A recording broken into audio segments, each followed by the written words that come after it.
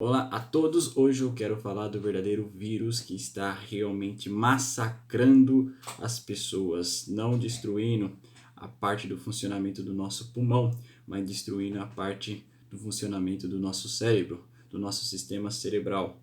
Este é o verdadeiro vírus que realmente estamos vivendo numa pandemia que é muito mais grave, muito mais séria, que essa sim tem a capacidade de destruir a nossa parte neuronal, a nossa parte cognitiva, toda a nossa capacidade funcional do nosso cérebro. Esse vírus se chama o pornovírus, a pandemia do massacre.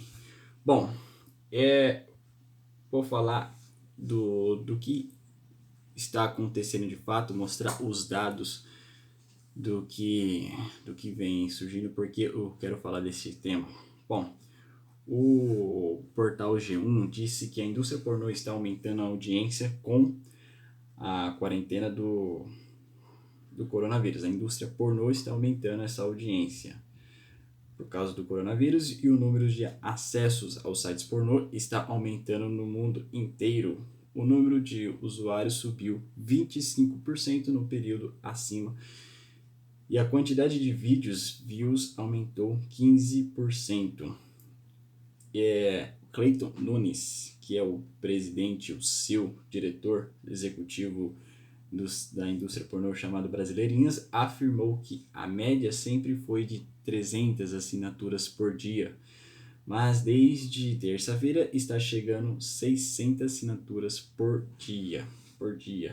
Como isto não é um problema epidêmico em que está localizado somente aqui no Brasil, mas uma pandemia que está alastrada para o mundo inteiro, uma das maiores agências da indústria pornô, chamada Pornhub, também podemos chamar assim, a maior transmissora desse vírus, desse pornovírus, registrou um aumento global de acesso de 11% o dia. 11% o dia.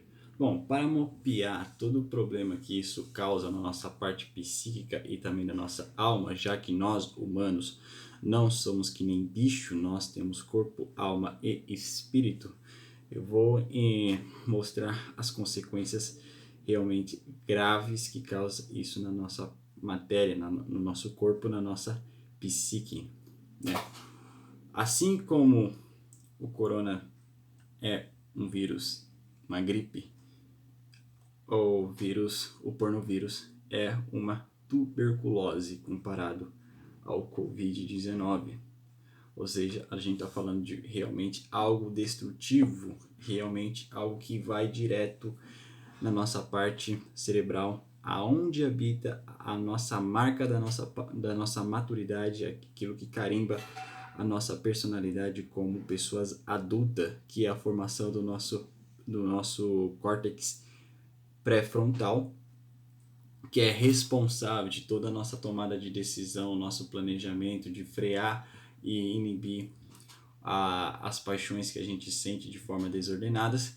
O aumento da indústria pornô é um vírus que realmente entra nessa parte e nos infantiliza, porque quanto mais a pessoa está dentro dessa indústria, mais esse eixo do córtex pré-frontal fica comprometidas para tomar decisões, para realmente frear as suas paixões e por isso acaba cedendo todos os tipos de movimento do seu corpo. O psiquiatra chamado Gary Wilson,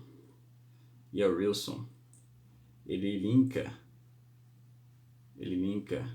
no seu livro Your Brain on Porn, né? Sua mente na pornografia, ou como que funciona a nossa mente quando está consumindo a pornografia, né? Existe na nossa mente neurônios, e um dos neurônios que causa essa doença é o desequilíbrio da secreção da dopamina.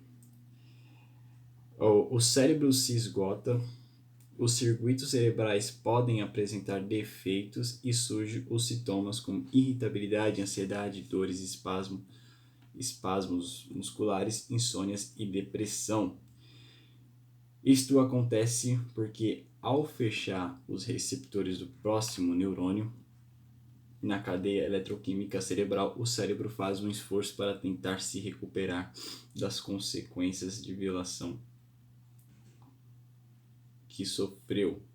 Isso quer dizer o seguinte: o uso da pornografia, ele tem um aumento tão exagerado, tão potencialmente na liberação, na explosão de dopamina da nossa mente, do nosso cérebro, que o nosso cérebro, ele acaba querendo se defender disso e acaba fechando as comportas, porque nós não fomos feitos para liberar tanta dopamina como na pornografia é introduzido, é bombardeado para que se liberem.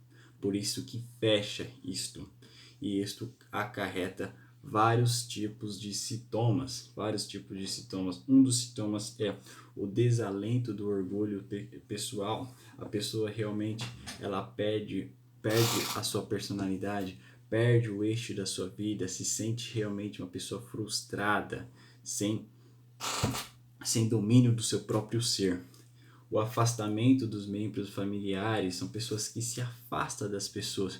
Por quê? Porque realmente, como diz o Santo Agostinho, você se torna escravo de si mesmo. E seus senhores, os seus patrões são os teus vícios. E teus vícios quer que você se afasta de tudo. Apenas sirva os movimentos das paixões do seu corpo.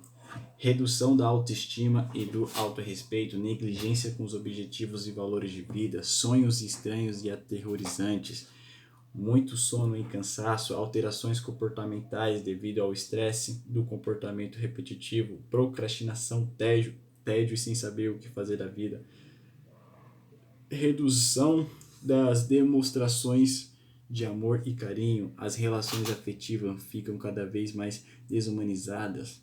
Isto quer dizer o quê? Que você acaba perdendo a visão da realidade, o discernimento de enxergar as coisas reais, as coisas que existem. Sua mente não consegue mais distinguir o que é fantasia do que é realidade. Você só consegue ver as coisas que te dão prazer e as coisas que não te dão prazer. Você só consegue ver as pessoas como objeto de masturbação, nada além disto. Dificuldade de concentração, fadiga crônica, dor de cabeça, ansiedade, nervosismo, agitação, principalmente quando existe impossibilidade de conectar-se à internet para fins sexuais. Difusão erétil também acontece isto. Bom, para eu destrinchar mais sobre a função da dopamina que acontece no uso da pornografia, eu vou dizer que a dopamina é um neurotransmissor que, quando liberado, é responsável de causar humor, prazer, compensação, atenção e algumas outras funções. Mas quando isto é bombardeado potencialmente, o que acontece de fato na nossa mente é que a produção dessa dopamina, desse neurotransmissor, é bloqueado dos receptores das células do sistema nervoso central que estão nos neurônios por causa da agressão tão forte e tão intensa da carga da dopamina. O cérebro entende que precisa se defender, bloqueando a entrada de mais cargas de dopamina. A descarga de dopamina que acontece pelo pornovírus e pela masturbação também é correspondente à descarga de você consumir, de você usar uma droga como a cocaína. Assim como a gripe está para o coronavírus, né? Assim como o coronavírus está para a gripe, a tuberculose está para o pornovírus. Esta é a comparação que a gente pode fazer, né? Que a pandemia é muito mais grave. E o processo, o ciclo que faz a pessoa realmente não sair desse vício, é a mesma estrutura do processo da pessoa que é viciado em cocaína. O que acontece? O processo, o mecanismo é o mesmo. Primeiro você tem um comportamento de busca pela substância, pela matéria.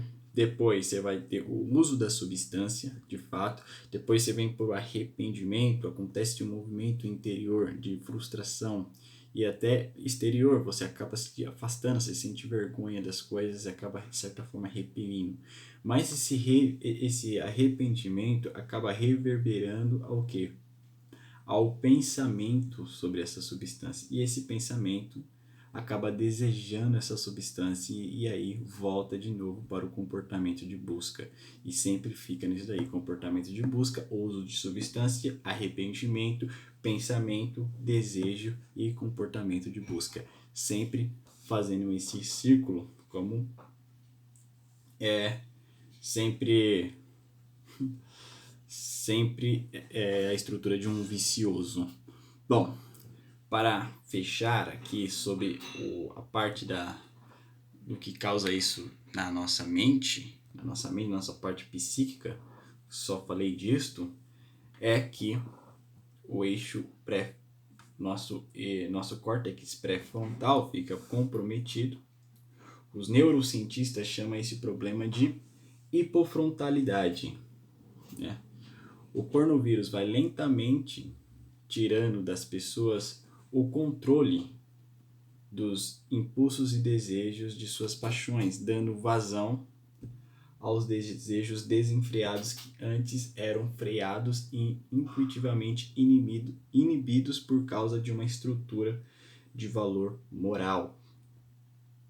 Ou seja, o vírus do pornovírus realmente ele entra nessa parte onde que estamos realmente maduros, ou que estamos formando nossa maturidade, ele vai degenerando isto, para que a gente não consiga mais enxergar o que é certo, o que é errado, do que é fantasia, do que é realidade, nos tornando pessoas realmente mais infantis. O pornovírus vai paulatinamente nos infantilizando, beleza?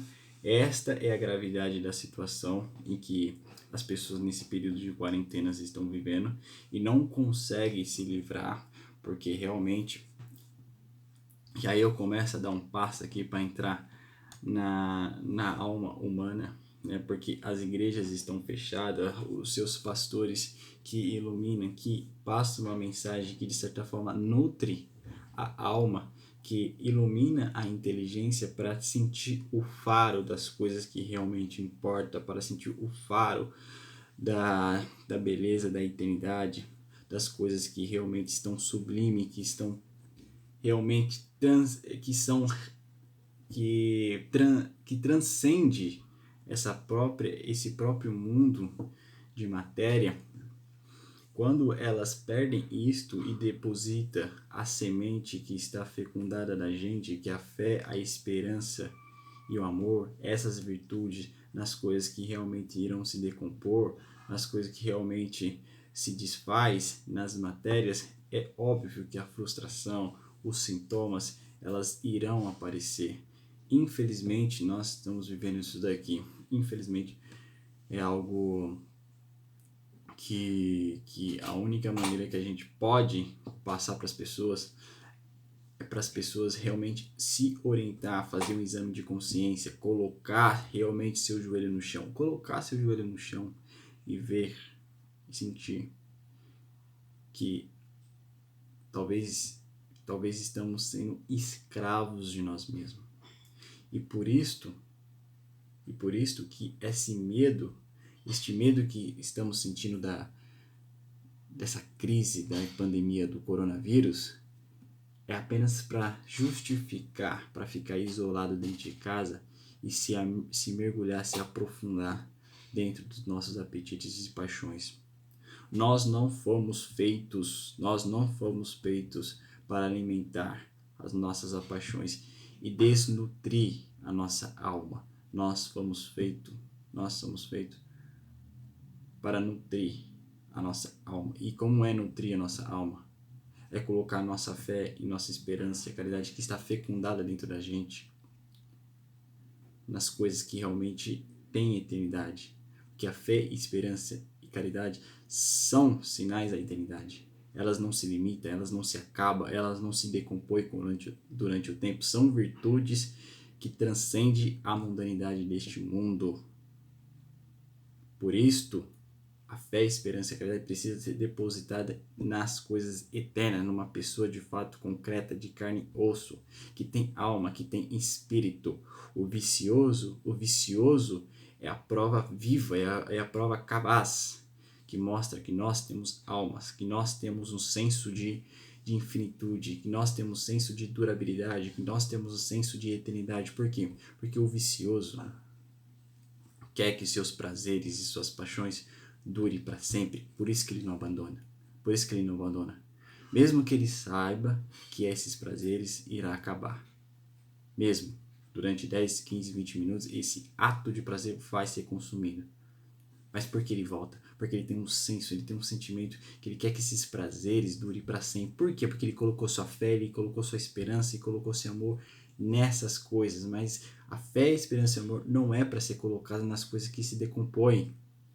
É para colocar nas coisas que realmente têm eternidade. Eternidade que transcende este mundo. Que é o céu, que é na pessoa concreta. Por isso que nós humanos fomos feitos para amar uma pessoa, amar de fato um ser de carne e osso.